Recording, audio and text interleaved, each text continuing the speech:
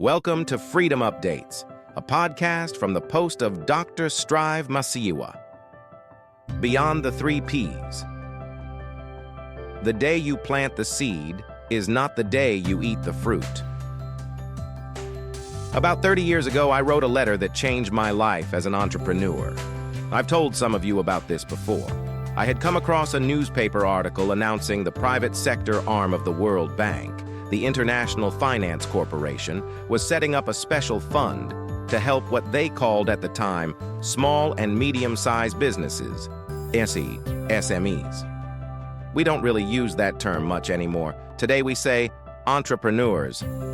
The article was right there in the local newspaper that we all read, but I read to do, so I always have a pen and paper, ready to follow up. Back then, there was no email, no internet. I decided to write a letter and then had to wait months and months for the reply. A black guy from Guyana eventually wrote back and said he was one of the people working on it. To cut a long story short, he traveled to Harare to undertake a due diligence of my first little business. Together we worked on my business plan. He actually had the first laptop that I had ever seen. I had only a desktop. It must have taken 6 months and at least 5 visits by Dr. Lawrence Clark to help me develop an investable business plan. During those 6 months, I learned more about financing structures and debt and equity in a business than I had known in 5 years. At the time, it was only $250,000, but the principles, including the 3 Ps that I learned, would apply to any amount you need. In addition to people, product, and process that I've talked to you about for years, let me leave you with a few more Ps. 1. Persistence. One of the hallmarks of a good entrepreneur is persistence. However, a note of caution.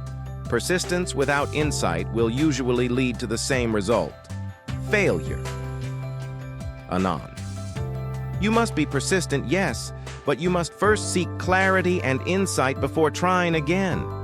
Never allow your emotions or sense of injustice, perceived or real, to cloud how you go back in to try again. I'm the most persistent person you will ever meet, but I do so through the constant pursuit of insight. How else can I approach this? What mistakes did I make last time? I go over the minutest of detail. I consult people who are not emotionally invested, yet knowledgeable on the matter at hand. 2. Patience. If you are going to succeed at anything as an entrepreneur, you will need patience. Lots and lots of it. I cannot stress enough. Everything I have tried to show you, there is also an implicit message about the importance of patience. Yes, I know that in America, some young entrepreneurs can create multi-billionaire businesses almost overnight. That is good, and I hope it happens to some of you, but that's not going to be the case for 99% of you, and you should have the humility to accept that. Jeff Bezos and Richard Branson are masterclass entrepreneurs, but their ventures 20+ years in the making. I first started thinking about the business that's now Liquid Intelligent Technologies in 1997. It would be more than 15 years before the first investor believed in what I was trying to do with it. And now global investors have turned it into the largest business in my group. Patience, patience, patience. 3. Plan to plant. Learn this from the farmer. If you don't actually plant something, you have nothing. A farmer knows that it is important to plan properly for the next season, but you cannot continue to plan forever without doing anything. You don't wait for the perfect conditions to get started. Everything is a risk. You don't know whether the crop will not fail before harvest. You don't know if there will be a change in the market. If problems come, you cannot pack your crop and run. You must work in the conditions, because you don't control at least 80% of the conditions you will face, and yet for that 20% or less, you take the risk. Are you asking yourself the right questions? Are you making observations that really matter?